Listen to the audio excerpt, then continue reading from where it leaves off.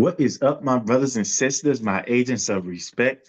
It's your boy TreJuanJohnson back with another episode of the No Disrespect But podcast. Before we get started, make sure you like and subscribe to the channel. Always feel free to comment. Just please make sure you keep those comments respectful. And if you're interested in supporting your favorite podcast, yours truly, your boy's Cash App will be in the episode description. So I'm gonna try to keep this one short and sweet. I did promise you guys that you would get a Friday episode this week because I did not have enough time on Tuesday to cover NFL playoffs with the divisional round coming up, or the national championship that's going to be coming up this upcoming Monday. So obviously we'll do a recap of the two on the Tuesday episode, but definitely wanted to kind of get I guess, a little prequel episode out for what I believe will be happening this year's playoffs or in the divisional round. Some really exciting matchups and obviously a really fantastic national championship that I personally feel like nobody's talking about. So we'll dive into that. And I'm trying to keep it quick because I'm running into Friday Night SmackDown. I gotta watch that too because there's some things going on that I don't want to miss. But I promise you, I won't rush. We'll take our time and we'll enjoy it. But let's just kind of start with the NFL playoffs, man. And look, the wild card was okay. There were a few blowouts, but it's neither here nor there. Like I think we really enjoyed it. Obviously, the Tampa Bay Washington Commanders game, in my opinion, was the best game of the wild card matchups, and we saw Jaden Daniels do what Jaden Daniels does, and that's just be a phenomenal athlete and a phenomenal quarterback and being a leader.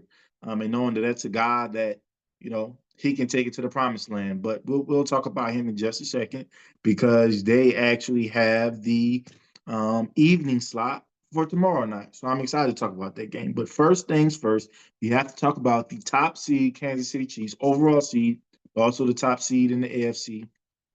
They're going to be taking on the Houston Texans. Houston Texans, they're coming off a pretty good win against the Los Angeles Chargers. And, another year, another playoff appearance, another playoff win with CJ Stroud, Coach D'Amico Ryans, and that squad there. And they're looking to play spoiler.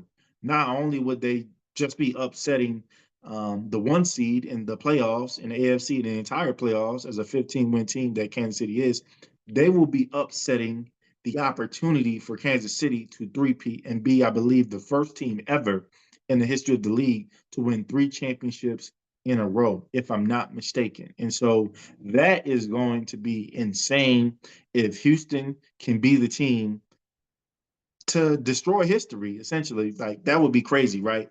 But before I kind of really dive into Houston, I want to dive into Kansas City, our defending champs, two-time defending champs, 15-2 on the season.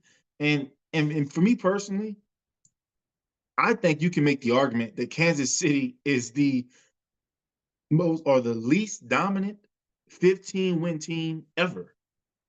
Like, I mean, when you look at this team, and if you've watched their games or even kind of look at the box scores, if you didn't have a chance to watch the whole game, and you see that, wait, they only beat this team by that much or did this and that. But at the end of the day, they won 15 games. They showed their championship experience, but it was never really in dominant fashion. I don't think there were a lot of matchups where you walked away saying, man, yeah, Kansas City they really like that. Like, this is their year. Like, it's just nothing you can do with them. Because look, out of their 15 wins, right, 11 wins were by 7 points or less. 5 of those 11 wins were by 3 points or less. So again, they're not just destroying people here, right? But at the same time, they're still winning the games. And they're still showing themselves to be one of the toughest teams to beat. And you got to beat them to stop them from accomplishing history. Like, it doesn't really matter how close you get to beating them if you don't beat them. And keep in mind, they're dealing with some injuries on the offensive line. I got word that Joe Tooney, who's kind of been starting their left tackle, he's their left guard or their guard, offensive guard normally, but he's been having to have some starts at left tackle, and they're kind of staying with the hot man there. So we're going to see how that goes against a Houston Texans defense that can definitely get after the quarterback. And they did, think what the second to last week of the season, if I'm not mistaken. They did beat Houston at home, 27-19. So they have matched up before with Kansas City winning that game. So that's going to be something that's seen. Kansas City again haven't been their best, had some close calls, but at the end of the day, other teams couldn't answer it right. Kansas City did and won those games. But if there's a team that can beat them early before we get to a conference championship or potentially a Super Bowl, I think it is Houston. I mean, look again, they're coming off a big W against the Chargers, and that defense was outstanding. They forced 4 turnovers. Two of those, if I'm not mistaken, were forced by Derek Stingley Jr. Had 2 interceptions. Played a phenomenal game, arguably the best cornerback in the league. Even though I give that to Patrick Surtain a second because I think he's going to win Defensive Player of the Year, and the numbers are the numbers. But hey, Derek Stingley is that guy too. Okay, a guy that can take away half the field, and you have to think long and hard before you throw the ball his way because he will make you pay for that because he's an athlete. You saw Ryan Clark talking about, hey, this guy could have played 2 ways at LSU if they let him because he not only is he a phenomenal cornerback, he's a phenomenal receiver. And if he had that opportunity to do both, like he would have been the Travis Hunter before Travis Hunter, is what some people are saying about him. And honestly, had said about him even coming out of high school. And so if that defense can get after Patrick Mahomes, especially with some of the offensive line issues they're having, knowing that, they don't have a star-studded wide receiver core by any stretch of the imagination. Obviously, you have Travis Kelce, but hey, Houston has made it an issue for everybody they've played. And they could do the same thing against Patrick Mahomes in the playoffs. And if they can force a couple turnovers, and then look, if you know anything about Patrick Mahomes, he's going to give you 1 or 2. He's probably going to give you about 8 chances. But if you can capitalize at least on 1 or 2 of those, it's a whole different ball game. And Houston has shown that they can be a defense that can do that. They can make it tough on the quarterback. They can force some turnovers, okay? And what's it going to come down to is if CJ Stroud in that offense can take advantage. When you force a turnover or 2, or if you force a punting situation for Kansas City, can you score touchdowns? Like we're not at the stage now of the season where we're just scoring points. Because if you're just going to kick field goals and you're not going to be able to put touchdowns on the board, Kansas City is a talented team. They'll figure it out eventually. We've seen it 15 times. They figured it out. 15 times they figured it out.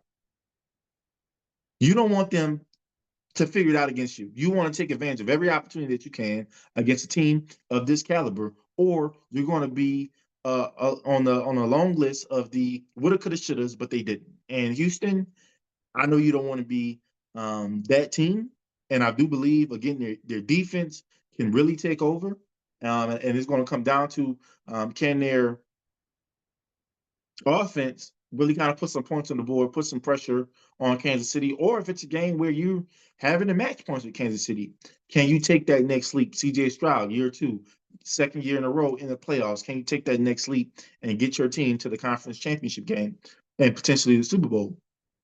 For me, that answer is going to be no. I just think the Chiefs are the Chiefs. I don't know what they've got going on, but it has worked. It's almost like you thought you might have had them, and then you just end up not having them. And I think it will be another close game. They definitely have the experience in these close games, and I think it's going to bode well for them just being at home. So I actually have the Chiefs winning 20-17 in this one. All right, so that's the first game coming up tomorrow. The nightcap, top NFC Detroit Lions versus the Washington Commanders. Okay. Now, we've talked about what Kansas City has been able to do with some of these close games and overcoming some things and not being their best selves, but still finding ways to win. I think that speaks to the Detroit Lions season perfectly. I mean, the injuries. They had 12 guys on their defense, if I'm not mistaken, on injured reserve. They lose David Montgomery, their starting running back, at a crucial point in the season. Like, we lose the Sonic and Knuckles game. Sonic with Jahmyr Gibbs and Knuckles with David Montgomery. And we're thinking, oh my God, this guy isn't going to be back this season. He's a big component of what they like to do. And not to mention, they'd already lost their best defensive player who could be back for the Super Bowl if they make it, right? Um, and so that was a little bit, when you think about what the Detroit Lions have been through this season, especially from the injury standpoint, it's a testament to that coaching staff and the leadership of Dan Campbell, obviously, and the leadership of those guys in the locker room to band together, to not make excuses, have that next man up mentality, and have it work out for them. In a big game, they go up against Minnesota for the number one seed in the NFC on the line, and they go out and stump the dog shit out of them. And if that's the Detroit Lions team that we're going to see in this postseason run, oh, uh, there's a Super Bowl, there's a Lombardi Trophy in New Orleans. We'll just save it for you. You don't have to make the trip. We'll just send it to Detroit. That's the way the Lions have played, and it's almost like they're literally hungry and they want to win. And I spoke about David Montgomery missing a late portion of the season. Well, guess what? He's back now. The question is, how much is he back? He's coming off a serious injury. How are they going to utilize him? Like, is he 100%? Is he more so 70, 75? And kind of, hey, I can play, but I'm not totally healthy, right? What version of David Montgomery are we getting? Or do we even have to see that tomorrow, right? I mean, the way Jahmyr Gibbs has taken on that mantle uh, makes me hate Bill O'Brien all over again and his misuse of him at Alabama. I mean, you say, well, Trey, he became a first round pick. Well, yeah, but imagine had he been used properly. Instead of being the 11th pick, he's probably a top 5 pick. So, I'm not going to give Bill O'Brien I'm not going to let him off the hook for that, but I just get upset about it every now and then, okay? But Jahmyr Gibbs has been balling, especially in the absence of David Montgomery. It's almost like he took it up another notch. I think he had 4 touchdowns, if I'm not mistaken, in that closing game against the Minnesota Vikings. I mean, they could have let JMO have a couple. I probably would have won my fantasy league, right? Speaking of, David Montgomery gets hurt, was easy 15 points per game in fantasy, right? Gets hurt, I lose him right before the playoffs. Make it to the championship game, but had I had David Montgomery, would have been easy. And while he wasn't there for me in my postseason run, okay, he's here for Detroit in their postseason run and could be a huge factor, but that will remain to be seen. And not to mention, last but not least, come on, man, Aaron Glenn, Coach Glenn, has this defense flying. Okay, they've been making it tough on quarterbacks. They've had, like I said, they've had their lion's share of injuries, no pun intended, and he's just had guys ready, and that is awesome. And so I'm excited to see what these guys do against Jaden Daniels, JD5, Washington Commanders, baby. JD5 has been phenomenal, guys. I mean, they tell me he's a rookie. Like they tell you that this guy is a rookie. But I'm here to tell you that that is a lie. This is a 10-year veteran who's been there, done that. And he's just reminding you of his greatness, right? And look, you guys know my beef with 5-year senior quarterbacks in college that go to the pros. And in my mind, I'm like, hey, they are who they are, and you just take what you take. And I totally believe that. I mean, as phenomenal as he is, I just think he's going to always be this quarterback. Now, there may be some guys that surpass him eventually just from a upside standpoint, but that's not a knock on who Jaden Daniels is, because guess what? Joe Burrow's who Joe Burrow is, and guess what? He's going to have Cincinnati in the title picture almost every year. I mean, he should have had him this year, but defense up. Jaden Daniels is going to be that guy. He's a guy that you talked about Arizona State when he was there. You felt like LSU had a chance at a national title, and if they had a better defense, they probably would have been in that title picture. And now, being at the quarterback position, the face of the franchise for the Washington Commanders, you believe that year in and year out, they're going to be competing not just for division titles, but at some point they're going to be competing for conference titles and Super Bowl championships.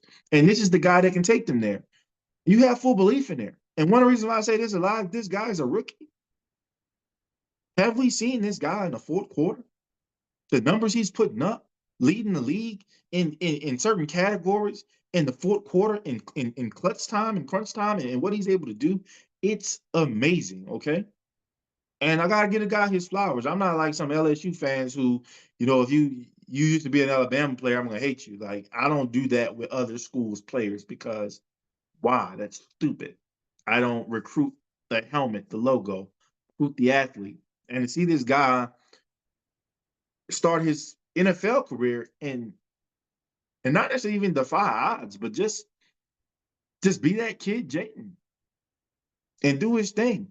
He's going to give them a chance, not just with his arm, but with his legs. And honestly, the way Coach Lynn is going to try to get after him, if he can break a couple, if you can break a couple, he could make this game interesting. That's all I'm gonna say on that front. But again, I think if Washington's defense can keep them in the game, and Cliff Kingsbury, who's a head coaching candidate for the Saints, by the way, if he can devise a plan to where they're getting what they want because they were able to drive at will against a really, really, really good Tampa Bay defense. If they can kind of do some of those similar things, and the defense can kind of neutralize the Lions' offense, we've seen that be a thing where if you get to Jared Goff, you can kind of neutralize that Lions' offense, and it's a close game and Jayden has the ball last, and the Commanders' offense is last on the field. I mean, I'm 1,000% confident this guy, like whether it's to go to get the field goal to win or the touchdown or whatever it may be, in that situation, he has proven himself that he will take over. And this isn't just the thing that he's shown at the NFL level this year. He's shown that in college. He's shown that at every level.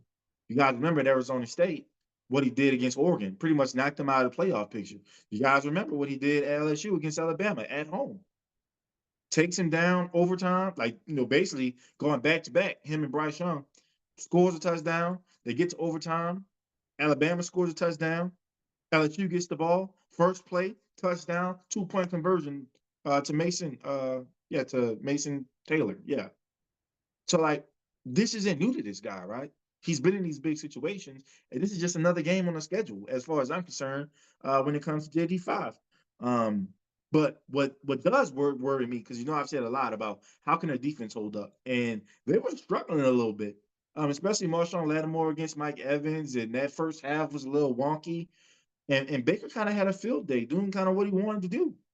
And if Baker can kind of have that field day to have that time and that presence in the pocket, I think Goff is arguably a better quarterback than Baker Mayfield and has better weapons all around. We already talked about the running backs, but the wide receiving core, and what Jameson Williams can do over the top. Like, can the Commanders have a guy that can match that speed and kind of neutralize him? Great tight ends. So if they can't make Goff struggle, it's going to be a tough night, and it's going to put a lot of pressure on a rookie quarterback. Um, in Detroit, which is a rabid fan base. So we'll see. And because I have those reservations about the Commanders' defense being able to hold court, I'm actually going to go with Detroit in this one, them winning their playoff opener. And I'm going to go 34-24. I think they put enough points on the board. I think they make life a little bit more difficult for Jaden Daniels. Maybe a turnover here or there. Um, it was hard for the Commanders to run the ball last week against Tampa Bay Buccaneers, and they may struggle. And so you don't want to put so much pressure on Jaden, as phenomenal as he is. And so I think Detroit is going to be kind of a close game, and then they're going to kind of pull away in the second half. That's just my prediction. Now let's go NFC or the Sunday night. We'll go Rams, Eagles. Eagles, look, Eagles have had some struggles. I mean, they're winning games, right? I mean, who cares if the quarterback threw for 131 yards? They won the game. Like, they won the game. That's all that matters this time of year. Doesn't matter how you do it, you win the game. But anyways, they played against the Green Bay Packers. I felt like Green Bay had their chances to win this game, and they just weren't able to do it.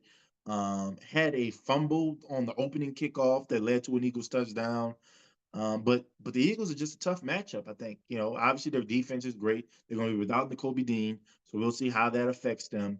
But their offensive line, their defensive line are great. I think they have the best offensive line in football, or one of the best offensive lines in football, and arguably the best defensive line in football.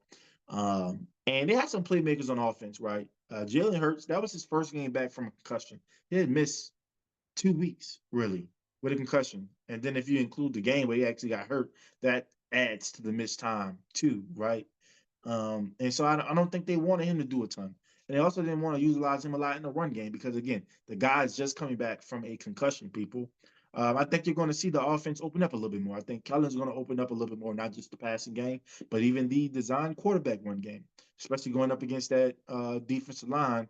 That's, I don't know how you improve after losing Aaron Donald, but somehow the Rams were able to do that. And so there's going to be a give and take from the Eagles in terms of how to take advantage of that Rams defensive line.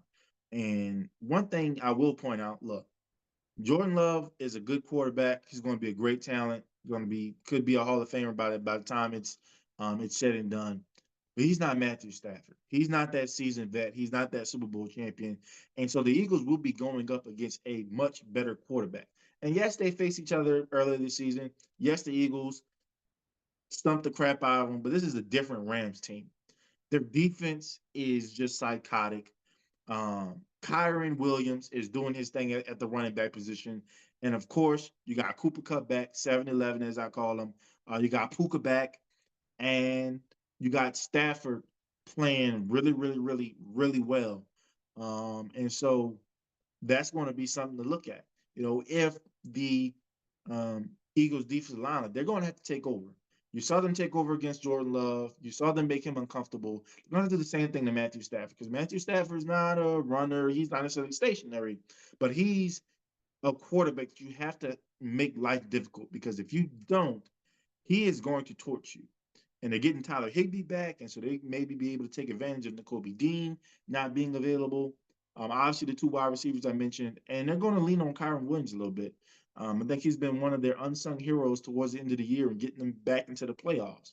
And so they're going to lean on him. You're going to have to test that Eagles defensive line. You're going to have to run the ball because if you're just going to sit back there and try to throw the ball on them, you are setting yourself up for failure.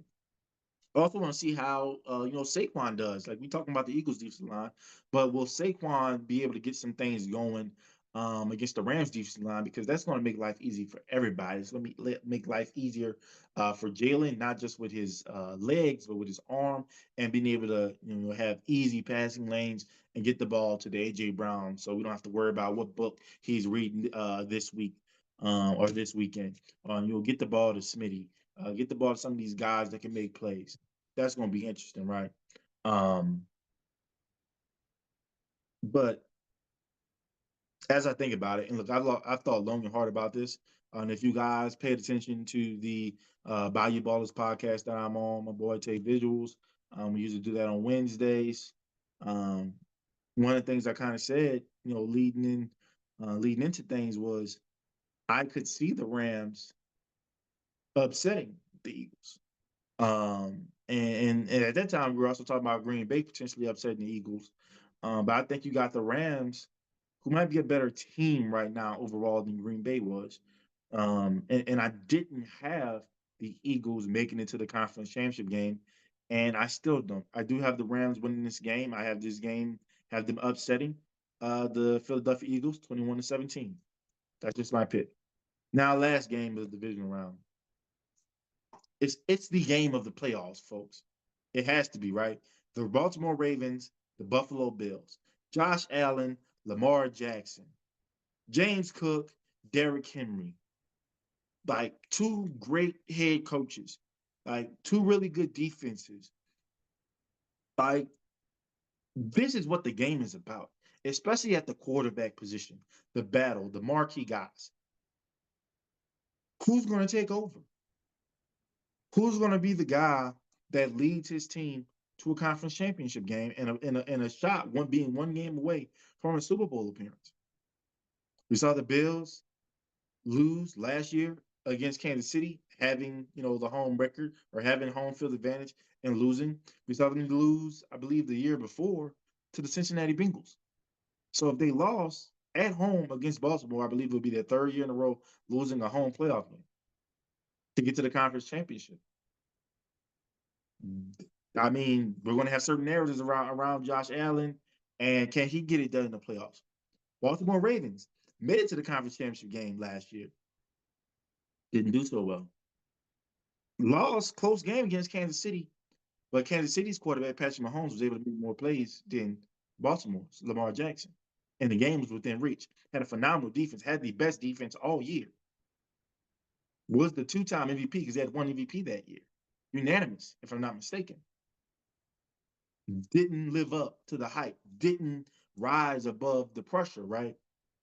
And so we have two guys with so many narratives about their playoff exploits and how they may or may not be able to get it done.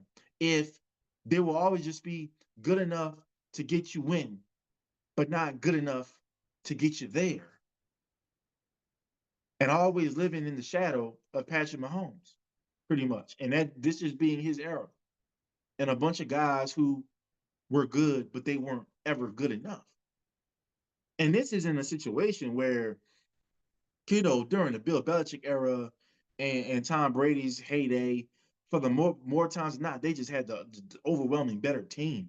I don't think this is a situation with Lamar Jackson and Josh Allen this year with their respective teams and the possibility to have to go up against a Kansas City Chiefs roster. I felt like the rosters have always been comparable. And they just haven't been able to make the plays that 15 has. And now they're forced to have to make these plays against one another to get a shot at possibly going up against 15. Because I don't want to sneeze at CJ Stroud because, again, I said the Texans can possibly get it done tomorrow. But what I want to come out of this, because a lot of talk has been about what happens to the loser, the quarterback of the losing team, and what's the narrative about him. And for me, it's always been, how do you play? Like, there's so many factors that go into wins and losses, right? And like, so for example, let's say, Lamar plays out of his mind. He's clearly the best player on the field. But let's say a fumble here from someone from his other teammates, or a busted coverage from their defense, or a bunch of missed tackles and James Cook gets loose for Buffalo. And let's say Lamar has 350 all-purpose yards, 3 touchdowns, no turnovers. Let's say Josh Allen has maybe 175 total yards, not really getting done on a run, having a few good passes. Let's say he has 1 touchdown, 2 turnovers, but they win the game. Does that mean that he's better than Lamar or that Lamar can't get it done if he's done everything he can? Same thing as vice versa. What if Lamar has another game where I can throw the ball 11, 12 times. Derrick Henry's going crazy. I mean, Lamar's not doing anything super spectacular. Josh Allen plays out of his mind, but because the Buffalo Bills can't contain Derrick Henry, then what's the narrative? Are we going to say that Josh Allen can't get it done when when he poured his heart out, when he played the best game possibly of his career, maybe, but just happens to lose the game? So for me, it's going to be, how do these guys play with this pressure, right? Who's looking forward already to potentially playing Kansas City? Those are going to be things that stand out to me. Who's going to make the plays when they need to be made? When the opening script, when the game plan that you had coming in, it just has to get scrapped. And now we're leaning on you to be the guy and take over. Who's going to be that person that makes the most winning plays? Who's going to be willing to say, hey, I'm not going to play patty cake in the pocket. I'm going to get these 5 or 6 yards and keep the chains moving? Who's going to be that guy that says, you know what? It might be good to take the check down every now and then, but I really got to test the top of the defense. Who's going to be that guy? That's what I'm looking for. And for me, I think this is the year of Lamar. It's not a knock on Josh Allen. I think Lamar is on his way to being a 3-time MVP. a two-time MVP in back-to-back years, pretty much. And I just think this is his time. Like, we talk about these windows, right? Your defense had a fall off, but they found themselves. Yeah, you've lost Zay Flowers, but Rashad Bateman has found himself. Nelson Aguilar is starting to come alive. Mark Andrews has found himself. Isaiah Likely is still reliable. And oh, by the way, you have this guy named Derek King Henry behind you that just ran for 180 rush yards, if I'm not mistaken. What better chance than now? Like, it has to happen. And there's a lot of pressure on Lamar Jackson and his team to get it done. Because how much longer does Derrick Henry have in this league? Some of those guys on that defense are starting to age. How much longer do they have? You got to start to get it done. Your roster is good enough. They're going to be leaning on you, 8. I'm leaning on you, 2. I'm going with the Ravens to win. I would say the Ravens will win 31-24. That's my score. Now, that would set up, I believe, a Ravens, Chiefs, AFC, a Rams, Lions, NFC. We'll talk more about that if that comes to fruition next week. But as I close, man, I want to talk about the national championship for college football, or at least FBS college football. Shout out to North Dakota State for winning FCS. One of the great programs. So gotta give them a shout out there. The Ohio State University, the Buckeyes, versus Notre Dame University. I affectionately call them Notre Dame, but also I call them the Catholics of South Bend because that's who they are. I don't know if it's just me. Maybe it's my algorithm and the content that I'm taking in, and maybe it's just because everybody knows that I'm Bama, Bama, Bama, and obviously Southeastern. Like, look, it is what it is. So maybe that's why my algorithm is just showing me things that's going on with them, and I'm not seeing the content about this national title game. But I also feel like I'm not seeing clips or anything on the national media being talked about these two teams. These aren't just some randos that made it to a national title game. These are two of the premier institutions and football programs in college football history. These are two blue blood programs. And why in the world are we not giving this national title game the recognition that it deserves? Is it because of the seeding that they are in the playoffs? I mean, just because the committees are a bunch of idiots and don't know how to properly grade teams doesn't mean we weren't looking at some of the top teams in the league. I will say Ohio State. Not only are they the hottest team since the playoffs started, they were always the best roster in football before the season started.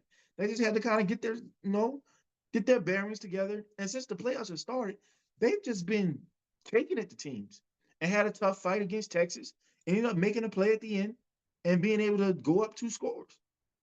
So they're a really, really good team, offensively and defensively. And we're just acting like, oh, well, they were the 8th seed in the playoffs, so they're nothing. Like, what? This is insane. You got Notre Dame. I think Notre Dame was the 7th seed? So it's like, oh, they're the 7th seed, so I mean, they're not all that. Like, excuse me? Excuse me?